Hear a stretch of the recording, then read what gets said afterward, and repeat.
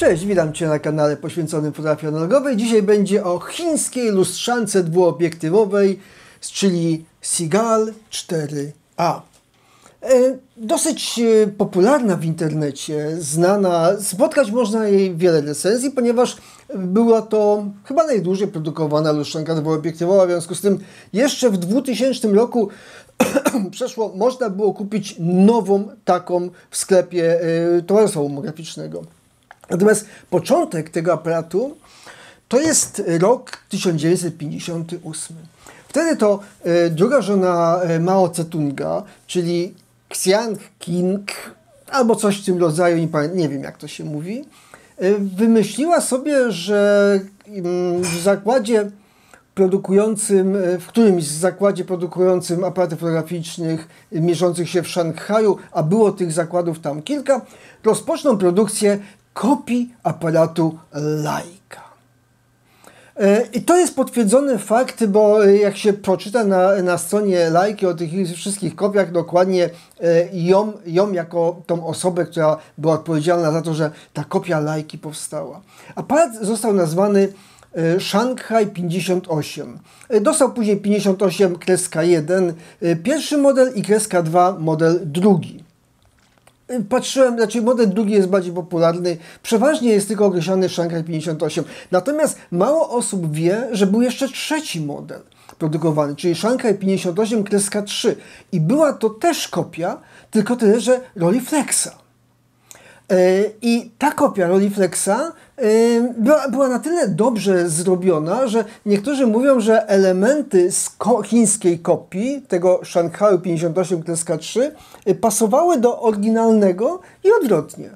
W 1964 roku kierownictwo partii Chin, bo takie decyzje podejmowało się na najwyższym szczeblu, postanowiło eksportować aparaty fotograficzne. W związku z tym postanowili, że nazwa Shanghai 58 to tak może byśmy jakoś bardziej marketingową nazwę ustalili i stwierdzili, że w sumie na rynkach międzynarodowych Chińska Republika Ludowa ma zastrzeżoną nazwę Seagull, czyli mewa. I ustalili, że nasze aparaty eksportowe będą się nazywały od dzisiaj Seagull. I ten Shanghai, o którym ja mówię, Shanghai 58-3, dostał numer 4, czyli Seagull 4. W 1968 roku powstała jego drobna modernizacja, którą nazwano Seagull 4A. I to jest dokładnie ten aparat. To jest dokładnie ten aparat Seagull 4A. Ten, który został skopiowany w 1958 roku, a później i chciałem powiedzieć rozwijany, ale to nie jest. Ten rozwój był nie w tą stronę idący, ponieważ w 70 latach, bo tam było kilka fabryk w Szanghaju i w 70 latach wybudowali jedną wielką, taki kołchoz 30 km pod Szanghajem, gdzie chyba 3 albo 4 te zakłady z Szanghaju zostały przeniesione i tam część pracowników dojeżdżała, ale głównym trzon pracowników stanowili pracownicy niewykształceni, pochodzący ze wsi, młodzi ludzie, którzy tam na miejscu w pokojach takim internatowych byśmy to powiedzieli, ale to nie jest tak. Kto by oglądał Świat w kolorze blue, to może sobie to trochę wyobrazić, jak to mogło wyglądać, bo Świat w kolorze blue to jest film o pracownikach chińskich, takich właśnie przyjeżdżających ze wsi, ale z XXI wieku, a tu mamy wiek, po połowie trochę, ale XX wieku. Myślę, że ich warunki były inne i ten niewykwalifikowany pracownik miał robić bardzo skomplikowane rzeczy, co oczywiście skończyło się tym, że jakość z tych aparatów z roku na rok spadała. Tak, czytałem recenzję człowieka, który w 2000 którymś kupił takie 2 sztuki. Znaczy, ogólnie to chciał kupić 3, ale trzeciej mu nie przysłali, bo nie zdążyli jej zmontować, więc w jednej sztuce to obraz z górnego i z dolnego obiektywu pokazywał całkiem co innego, czyli że to, co się widziało tu, nie zgadzało się z odległością, a w drugim egzemplarzu też było coś skopane. W związku z tym, czym starszy, tym lepszy. Prawdopodobnie jest ten aparat. Co to jest w ogóle? Czyli, tutaj widzimy napisy po chińsku.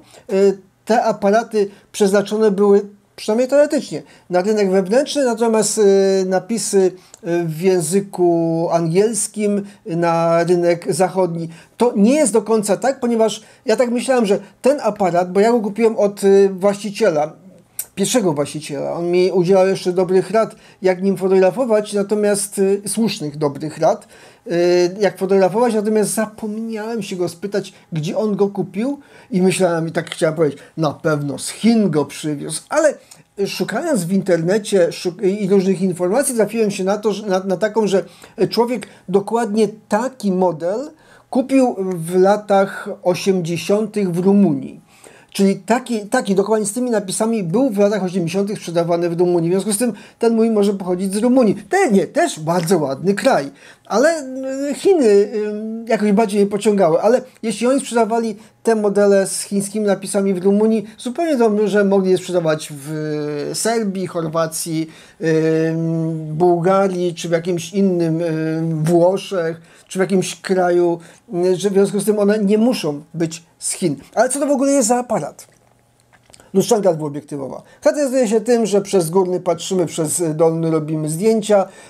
Dolny obiektyw o ogniskowej 75 mm, z 3,5. Jest to trzysoczewkowy triplet Gaussa. Ok, do tego mamy co? Migawkę centralną, oczywiście centralną, z czasami od 1 sekundy do 1/300 części sekundy i czasem B, z synchronizacją z lampą błyskową, powiem, na wszystkich czasach, bo to jest migawka centralna. Tu mamy z drugiej strony, w tym modelu akurat, mamy przełącznik, który w moim egzemplarzu już ciężko chodzi. To jest to wada, bo smary się zacinają, ale jeszcze całkiem dobrze. Od 3,5 przysłon, od 3,5 do 22. Tu pod spodem malutka dźwigienka do samowyzwalacza. Spust. Kliknął. Jak ładnie. Kliknij jeszcze raz. Kliknął jeszcze raz. Bo ja mu negatyw włożyłem. Dlatego mi tak ładnie przewija. O, przewijanie filmu. To jest wersja 4A. 4300 miała korbkę do obracania, a nie takie pokrętło. Przewijamy do końca. Obowiązkowo do końca, tak mówi mi właściciel tego aparatu poprzedni, mówi obowiązkowo do końca. Następnie trochę cofamy rączkę i możemy zrobić zdjęcie. I tak za każdym razem. Tak. I zdjęcie.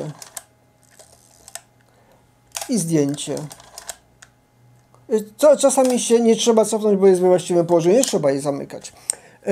To, co charakteryzuje ten aparat, czyli automatyczne, bo nie ma dziurki, automatyczne przewijanie filmu. Ja zaraz ten negatyw z powrotem wyjmę. Tu mamy licznik klatek i to działa prawidłowo. 12 zdjęć.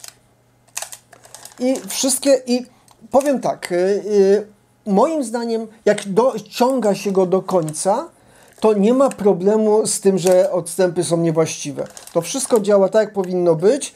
To już dorobię go do końca. O 12 klatka i nie ma oporu.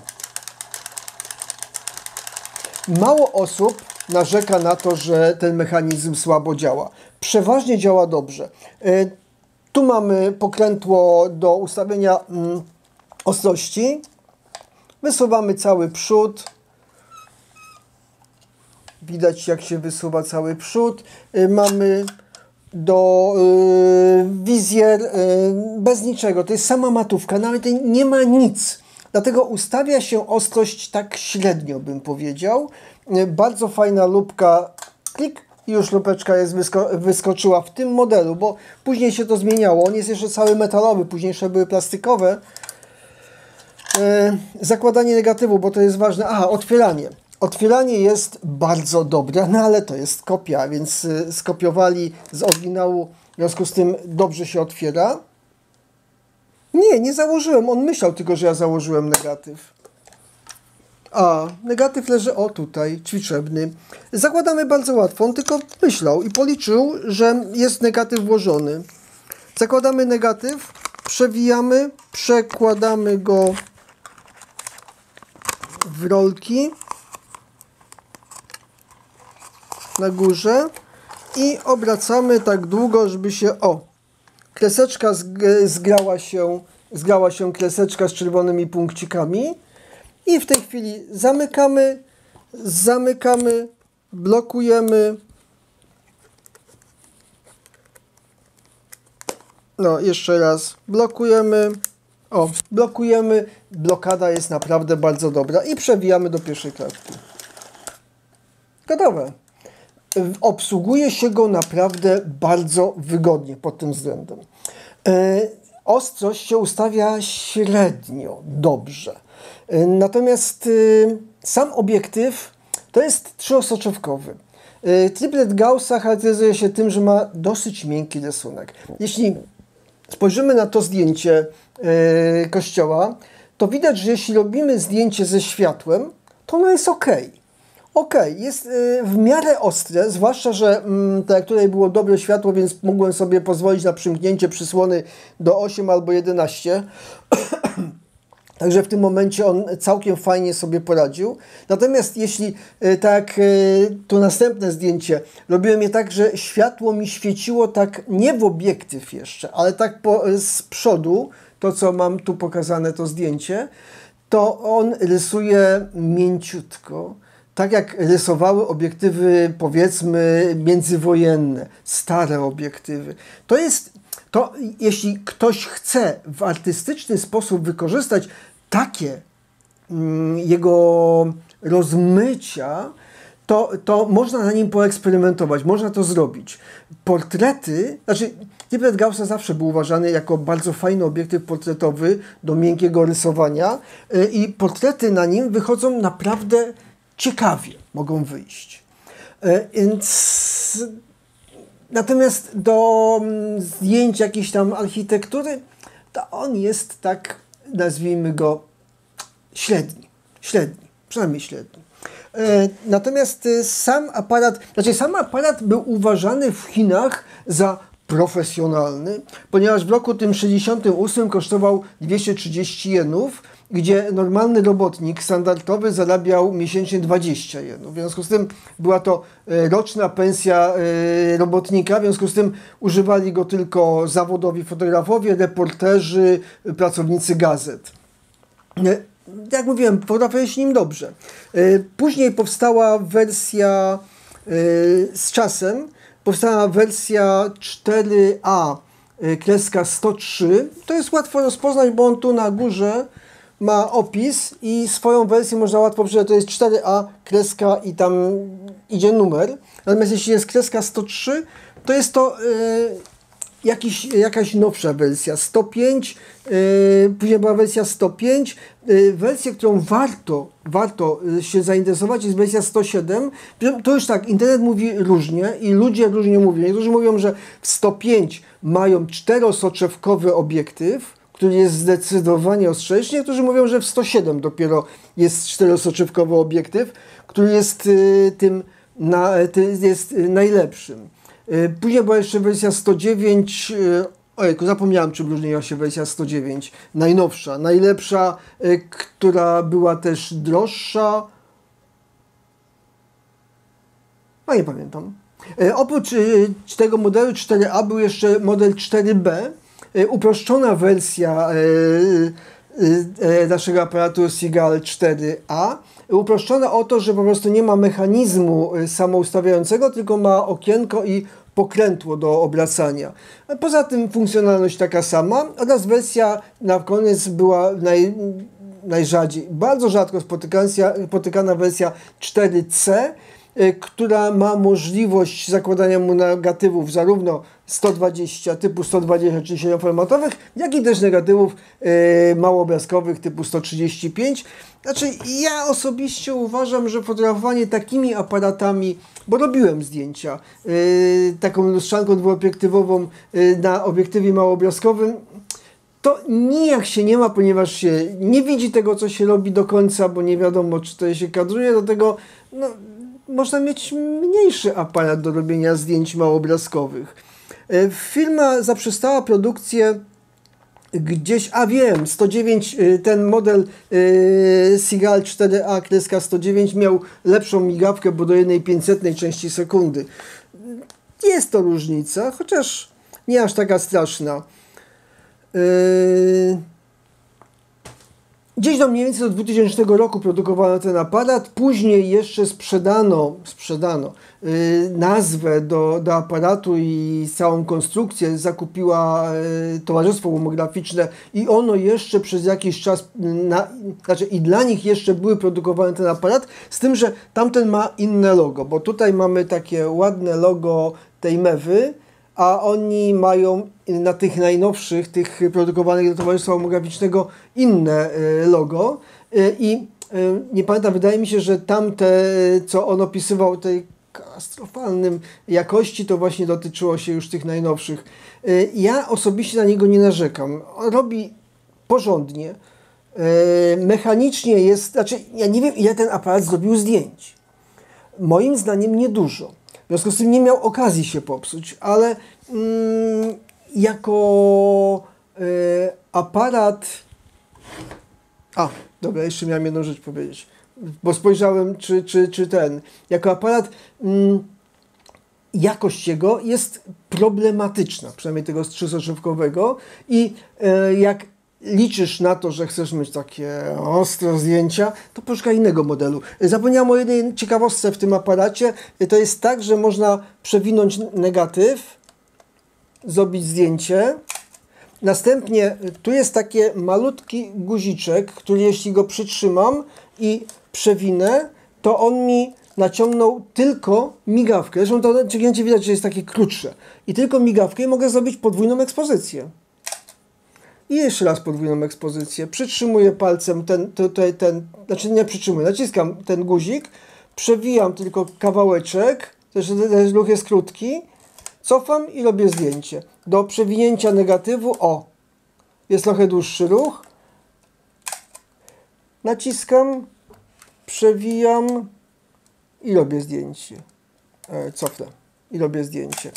Także aparat sam w sobie konstrukcyjnie jest naprawdę ciekawy. Natomiast jakbym miał wybrać, czy ja bym go polecił, jest wiele dwuobiektywowych, ciekawszych aparatów, które można kupić. Natomiast jeśli liczysz na taki efekt, jak na tym zdjęciu, to on ci to zapewni. Jeśli chcesz zrobić mdłe, rozmyte portrety, tak, trzeba się tego jeszcze nauczyć, żeby to pod światło było, to Seagull 4A w wersjach tych trzysoczewkowych, czyli ten 4A czysty, 103, 105 chyba, dadzą ci szansę na zrobienie takich zdjęć. Zapraszam do obejrzenia galerii zdjęć, które nim zrobiłem. Zapraszam też do obejrzenia innych filmów. I co? Do zobaczenia. Cześć.